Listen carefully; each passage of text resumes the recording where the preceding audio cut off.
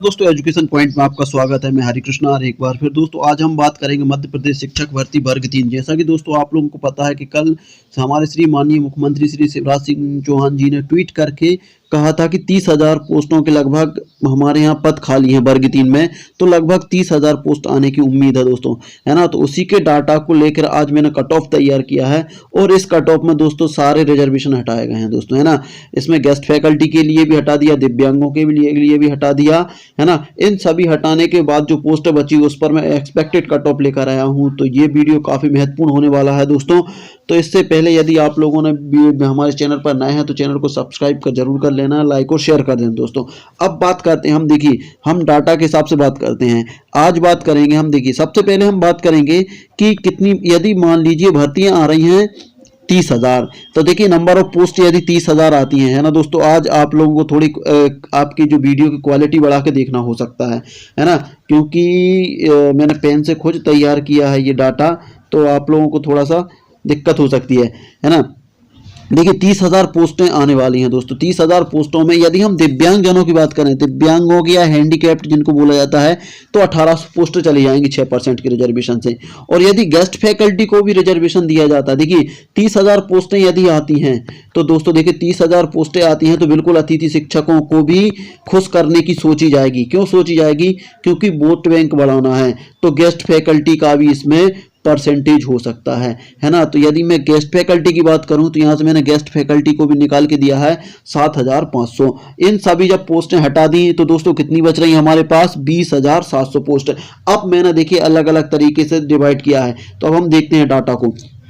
देखिए सबसे पहले हम देखेंगे दिव्यांगों की। देखिए दिव्यांगों की पोस्ट 6% के हिसाब से टोटल नंबर ऑफ पोस्टें आने वाली हैं 1800। अब 1800 में हम बात करेंगे तो अनरिजर्व को कितने आने वाली हैं दोस्तों? हैंडीकैप्ड, है ना, चाहे वो एसडीओ, ओडीओ, एसडीओ, जितने भी तरीके के हैंडीकैप्ड दिव्यांग है सबके लिए है 1800 पोस्टें आने वाली हैं, है ना। बात करें अब अनरिजर्व की बात करें तो अनरिजर्व को लगभग 486 पोस्टें जाने वाली हैं 27% रिजर्वेशन के हिसाब से, है ना दोस्तों। और ओबीसी की बात करें तो ओबीसी को भी कितनी जाएंगी दोस्तों? 27% रिजर्वेशन के हिसाब से 486 पोस्ट जाने वाली हैं। ईडब्ल्यूएस की बात करें तो 10% में 180 जाएंगी दोस्तों।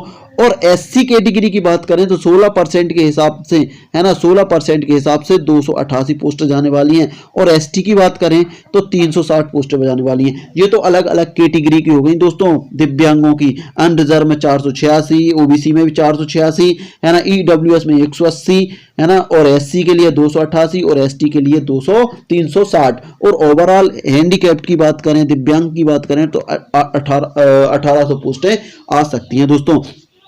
अब इसी के साथ करते हैं हम गेस्ट फैकल्टी की बात। देखिए गेस्ट फैकल्टी की बात करते हैं तो ये 25% रिजर्वेशन लेके जाएंगे यदि पिछले भर्ती की तुलना की जाए। देखिए 2018 की बात की जाए तो जिस प्रकार 25% 18 में दिया था, तो इस बार भी 18% 25% दे सकते हैं। देखिए चुनाव का दौर है, कुछ भी हो सकता है ना। तो ये बिल्कुल हो संभव है, क्योंकि सारे पक्षों को खुश करना है। यदि 30,000 पोस्टों पर भर्ती आएगी तो ये समझिए कि गेस्टों का 25% रिजर्वेशन पक्का है इसमें, है ना, क्योंकि गेस्ट लोगों को भी यहाँ से खुश करना है, तो इसलिए ये रिजर्वेशन हो सकता है दोस्तों। ठीक है, तो बात करेंगे अब। देखिए हम गेस्ट फैकल्टी की बात करेंगे। यदि हम गेस्ट फैकल्टी की बात करते हैं तो देखिए जब गेस्ट फैकल्टी की बात करेंगे यहाँ पर, एक मिनट तो हाँ, जब गेस्ट फैकल्टी की बात करेंगे तो देखिए गेस्ट फैकल्टी में कितनी है नंबर ऑफ पोस्ट? 25% रिजर्वेशन के हिसाब से। अनरिजर्व में कितनी आएंगी दोस्तों? 2025, है ना, 2025 आएंगी दोस्तों, है ना। और ओबीसी की बात करेंगे तो ओबीसी में कितनी आने वाली हैं दोस्तों? 2025, क्योंकि यहाँ भी 27% रिजर्वेशन। और ईडब्ल्यूएस की बात करें तो 750 आएंगी दोस्तों 10% के हिसाब से। और एससी की बात करें तो 1200 के लगभग पोस्टें आएंगी दोस्तों। और एसटी की बात करें तो 1500 के लगभग पोस्टें आएंगी। इस तरीके से ये गेस्ट फैकल्टी की पोस्टें आएंगी। और यदि इनको आप मेल फीमेल में डिवाइड करना चाहते हो तो मेल फीमेल में भी डिवाइड हो जाएंगी, है ना दोस्तों। मेल फीमेल में डिवाइड कर लेना आप लोग, बिल्कुल समझदार हो, इनको 25% के हिसाब से कर लेना। इसके बाद हम अलग से फिर ये देखेंगे, कभी अलग से बनाएंगे इसके लिए कट ऑफ, है ना। उसके बाद देखेंगे हम अब बात होती है, देखिए अब बात होती है यहाँ पर, अब गेस्ट भी नहीं बचे, है ना, और आपके दिव्यांग भी नहीं बचे। अब बात होती है जनरल सीटों की। जनरल सीटें इन सबको छोड़ के कितनी बच रही हैं दोस्तों? 20,700 पोस्ट हैं। अब 20,700 पर यदि 27% रिजर्वेशन की बात करें तो 5,589 पोस्टें आएंगी अनरिजर्व की, है ना। ओबीसी की बात करें तो 5,589 पोस्ट आएंगी यहाँ भी, और ईडब्ल्यूएस की बात करें तो 2070 पोस्ट आएंगी, है ना। एससी की बात करें तो 3312 पोस्ट आएंगी, और एसटी की बात करें तो 4140 पोस्ट आएंगी। अब बात करते हैं, देखिए दोस्तों, अब बात करते हैं जेंडर, मतलब मेल और फीमेल में। यदि मेल और फीमेल की बात करें, देखिए मेल और फीमेल की बात करें तो मेल के लिए कितनी आएगी? देखिए मेल ओपन के लिए, है ना, ओपन नील, देखिए ओपन नील की बात करेंगे तो ओपन नील में कितनी आएंगी? 2794 पोस्टें। और फीमेल की बात करेंगे तो फीमेल सेपरेट के लिए भी 2794 पोस्टें आएंगी, किसके लिए? अनरिजर्व में। और बात करेंगे अब हम, देखिए ओबीसी की बात करेंगे तो ओबीसी में मेल ओपन में कितनी आएंगी दोस्तों? 2794, है ना। और इसकी बात करेंगे तो इसमें भी कितने आने वाली हैं दोस्तों? 2794 पोस्ट आने वाली है। ईडब्ल्यूएस की बात करेंगे तो ये 10% रिजर्वेशन रहता है, 10% के हिसाब से कितना मेल ओपन?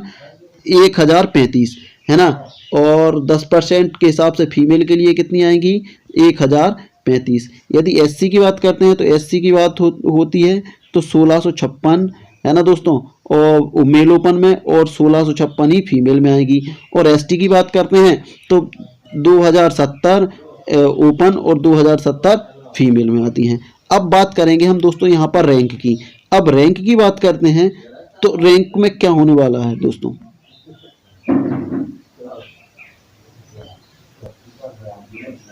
देखिए दोस्तों, ओवरऑल हम रैंक की बात करें तो देखिए ओवरऑल रैंक मैं आपको यहाँ पर क्लियर कर दे रहा हूँ, डिफाइन कर दे रहा हूँ क्या रैंक रह सकती है आप लोगों की, है ना। सबसे पहले हम रैंक की बात करेंगे तो रैंक क्या क्या हो सकती हैं।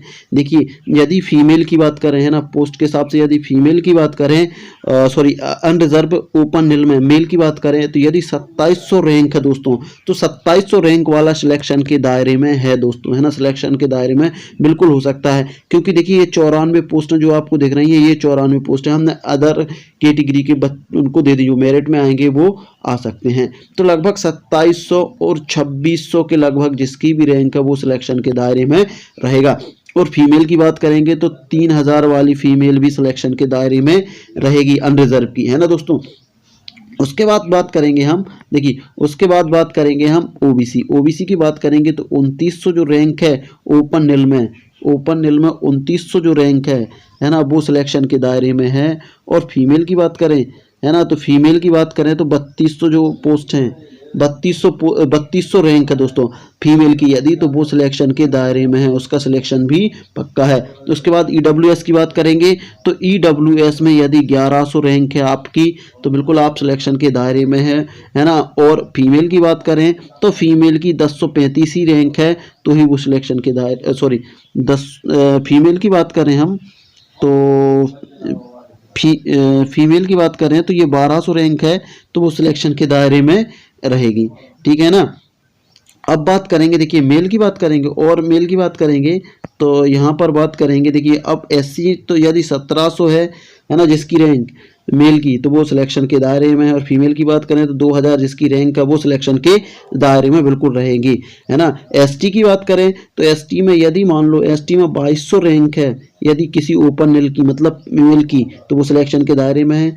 और 2400 रैंक है तो वो सिलेक्शन के दायरे में है। और बात करें देखिए ओवर में, अब मैं यहाँ पर आपको भर करके नहीं दिखा पाऊंगा सर्कल क्योंकि ये पूरा खत्म हो रहा है, तो मैं वैसे ही बता रहा हूँ, आप लोग देखते जाएं। देखिए ओवरऑल की बात करूँ तो अनरिजर्व में यदि 4589 रैंक है ओवरऑल, है ना। ओपन नील की बात करें, किसी पुरुष की 4589 रैंक है तो वो बिल्कुल सिलेक्शन के दायरे में है। यदि फीमेल की बात करें, ओपन में फीमेल की बात करें, यदि फीमेल की रैंक 3000 है तो वो सिलेक्शन के दायरे में है। और ओवल और यदि रैंक करूं ओबीसी कैंडिडेट की, उसकी खुद की कैटेगरी में यदि 6000 रैंक है उसकी, तो वो सिलेक्शन के दायरे में है। और फीमेल की बात करूं तो 3200 रैंक वाली सिलेक्शन के दायरे में रहेगी। और ईडब्ल्यूएस की बात करूं तो ओवरऑल यदि 1600 रैंक है तो वो सिलेक्शन के दायरे में रहेगा पुरुष, है ना। और फीमेल की बात करूं तो 1150 रहेगा।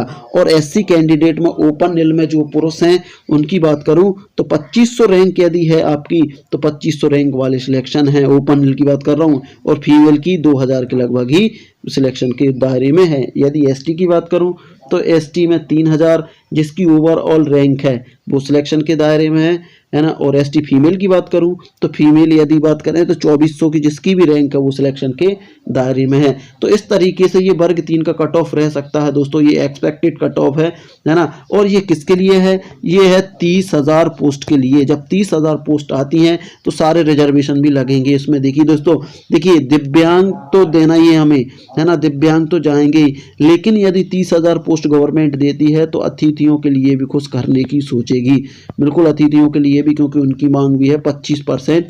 और जैसा कि हमने देखा है राजपत्र में उनने पहले ही डिफाइन कर दिया और बोला भी गया है मंत्रालय से कि 25% जो भी भर्तियां आएंगी उनमें आपके लिए अलग से व्यवस्था की जाएगी। तो इस हिसाब से ये देखा जा सकता है कि यदि 30,000 पोस्ट आती हैं तो 25% के हिसाब से गेस्ट फैकल्टी के लिए पोस्टें बची रहेंगी, है ना। तो इस हिसाब से मैंने ये पोस्टों को डिफाइन किया था। देखिए 3000 आई थी और 27 ये सब काट पीट के हमारे पास बच रही हैं 20,700 पोस्ट, है ना।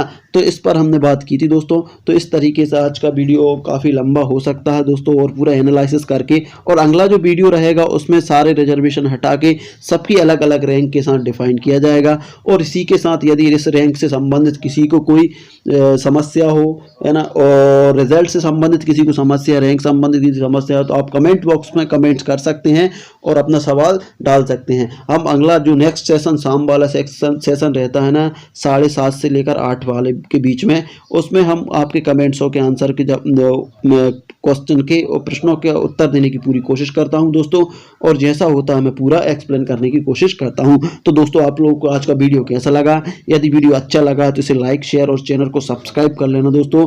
मिलते हैं अगले वीडियो में, तब तक के लिए जय हिंद, जय भारत।